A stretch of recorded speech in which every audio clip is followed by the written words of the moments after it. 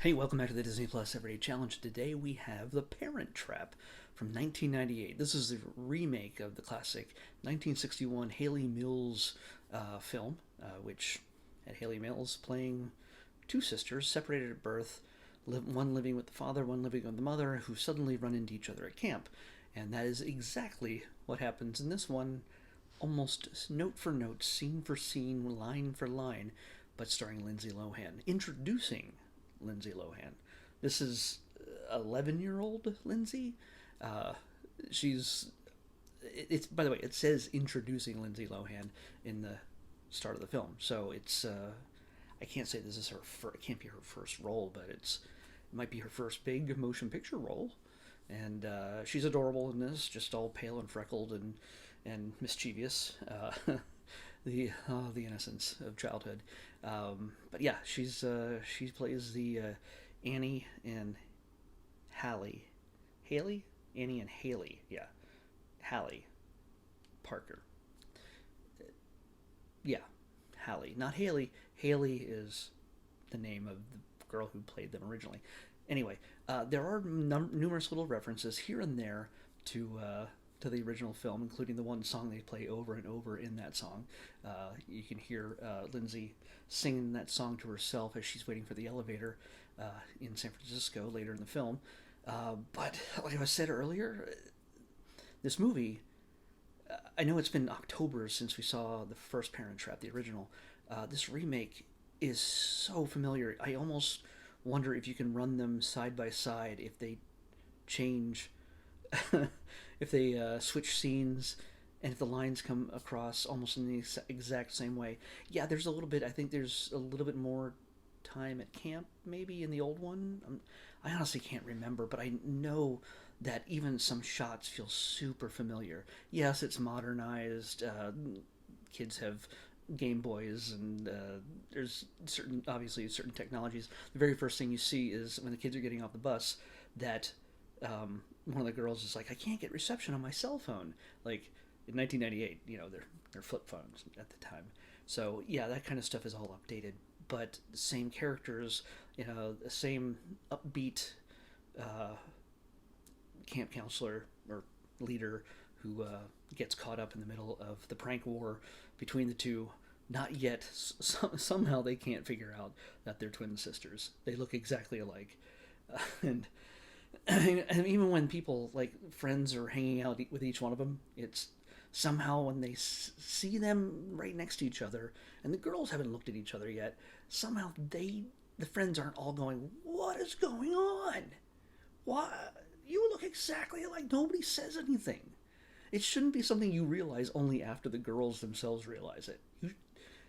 Honestly, somebody had to have had to have seen them separately near each other at some point and went, "What is going on?" I mean, assuming that maybe they didn't know they were twins. Okay, they didn't know they were twins. That most people wouldn't do that because they would just assume they were twins. But the counselors, they kind of had to do a double take.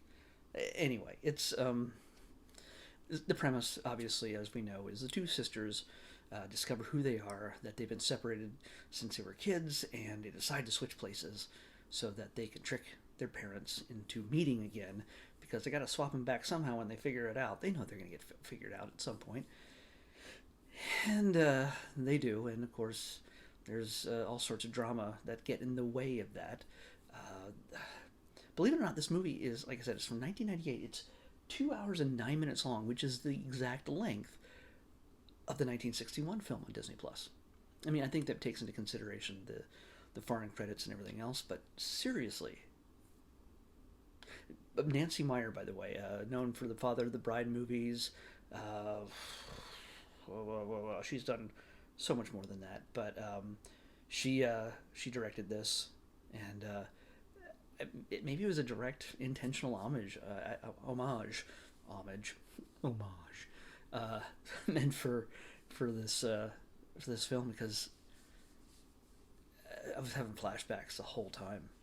Uh, but the funny thing is that the special effects used, like the green screen, to use the double Lindsay shots, were actually good, and they've aged well. Like maybe not on a 4K television, which I did not watch it on. Maybe it looks horrendously badly composited.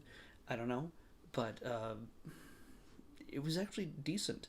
Even when they layer the shots where have one passing in front of the other. If you look at this kind of technology, this kind of presentation in the 70s and 80s, and even back in the 60s when the original one was made, it's rough, and you got to keep them on one side of the line or the other, and so they don't cross over.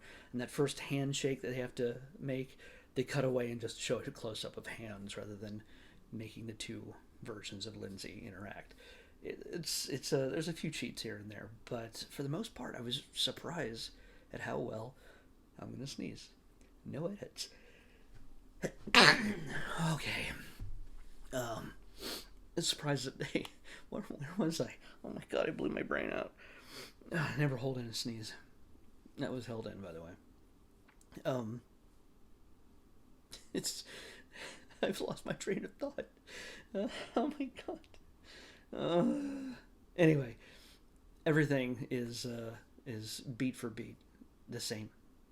It's almost like the two movies are twins. Ooh, I don't think you could swap them, and between directors and fool anybody. But yeah, it's so we got an adorable Lindsay, adorable, precocious, and well acted. I mean, again, I don't like a whole lot of kid actors. Kid actors have a disadvantage of just sort of getting the job sometimes because their parents are in the business. I know that's not the case in every situation, no, but in a lot of cases, it's like, hey, I want my nephew to be famous and rich, so I don't have to ever work again.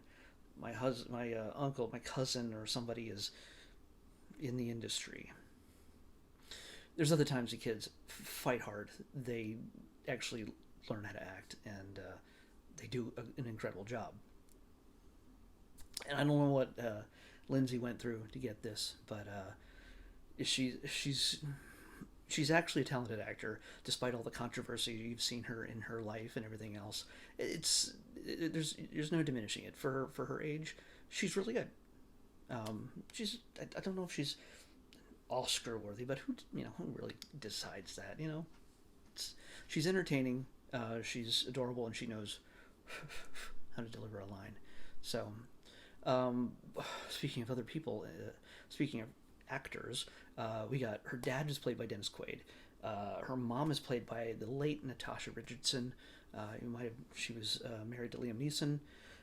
She died a number of years ago, but she's great in this. Of course, she's the British mom compared to the American dad, and that's why Lindsay has to, by the way, do American, California, and she has to do British.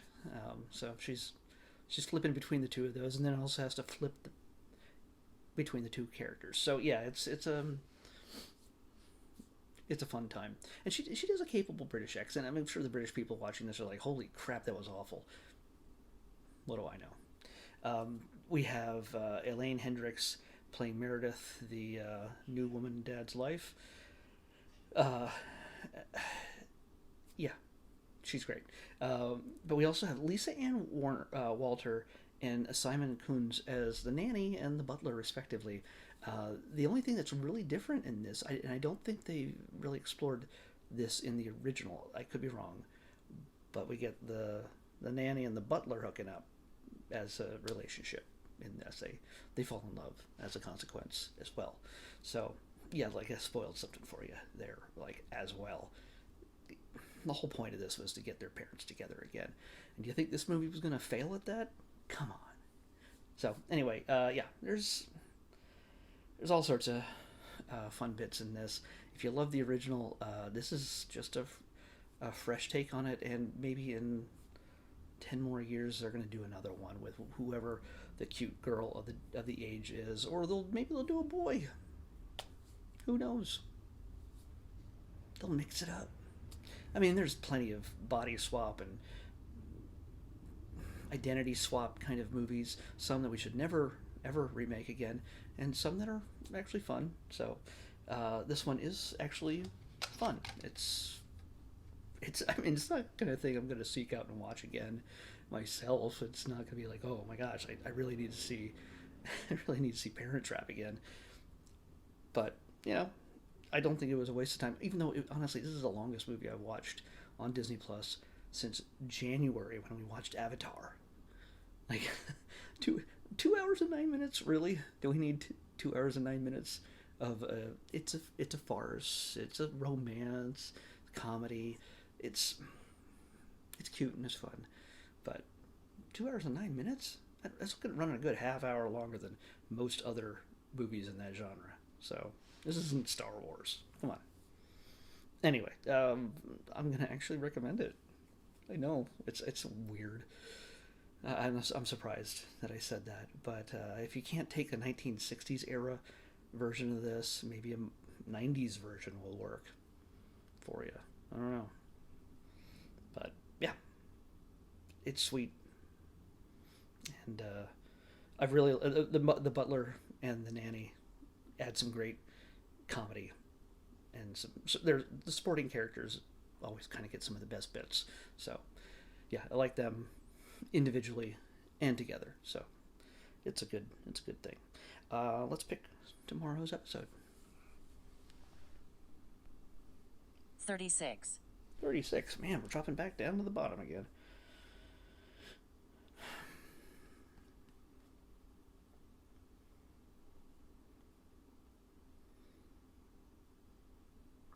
Oh, okay. So, oops. Like I said this a couple days ago, I accidentally at the ever after each quarter, every 3 months, I reset the list, um, so that we get fresh new stuff to select from, and I accidentally reset the list too soon after our 500th episode, thinking that we're just it's a new day.